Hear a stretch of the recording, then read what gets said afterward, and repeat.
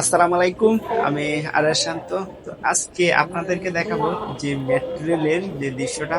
তো আমরা অলরেডি সিঁড়িতে উঠতেছি, আর এই যে মেট্রো রেল অলরেডি চলে আসছে। এই যে আপনাদের দেখাবো।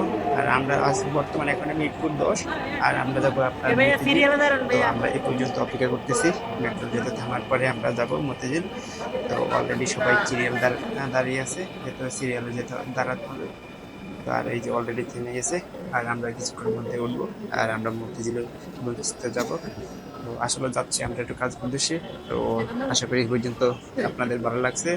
তো ভালো থাকবেন, সুস্থ থাকবেন, আল্লাহ হাফেজ। আবার